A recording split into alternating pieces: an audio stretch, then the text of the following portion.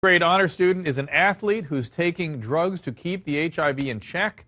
Here's what he told Philadelphia's WCAU. Watch. What he did was wrong.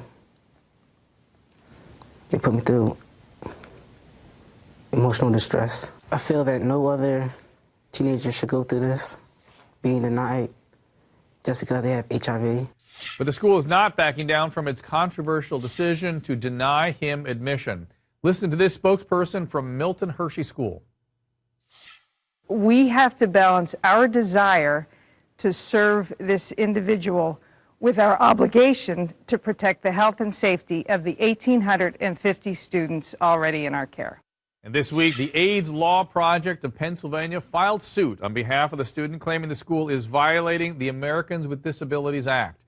My guest, Rhonda Goldfein, attorney representing the student in that suit. She is executive director of AIDS Law Project of Pennsylvania.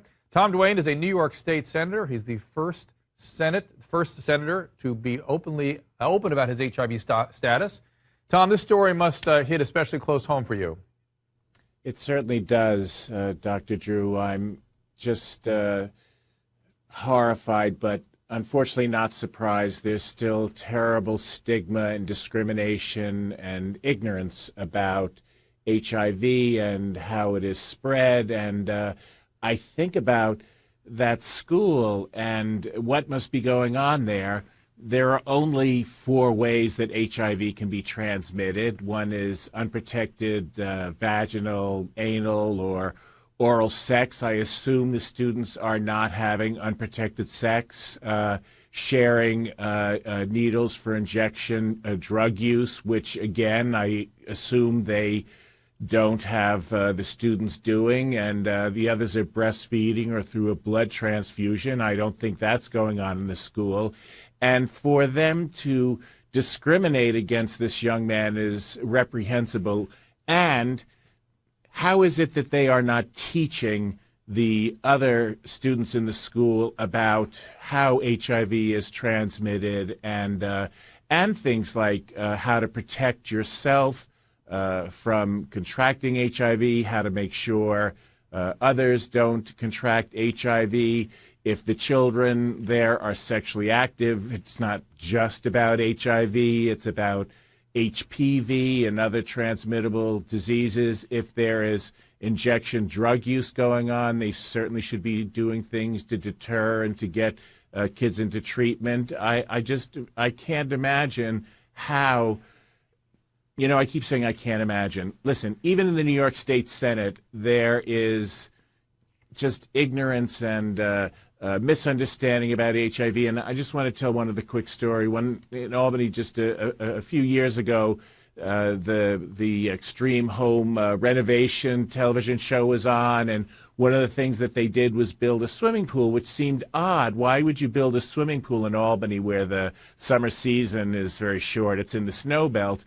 And the reason was there was a mom who had foster kids and adopted children, a couple of which were living with HIV, and they weren't allowed to use the town pool. Wow. So that's why they built a pool for the children. Wow. So in this day and age, there is just horrendous stigma and discrimination, and you know, Tom, and just a complete lack of information. And there's even another level to this ignorance that we're seeing here, which is that we live in a time now when HIV is a highly treatable chronic condition where the viral load, the amount of virus circulating in a patient's blood can be suppressed so low that even with intimate contact, they're barely infectious. So there's a whole other level of ignorance going on here. Yes.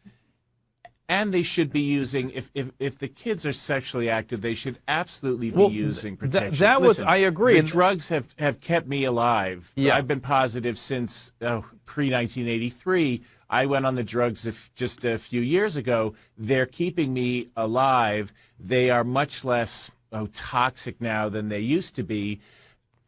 You know, I disclosed my HIV status to the world just a few months before Magic Johnson disclosed his HIV status.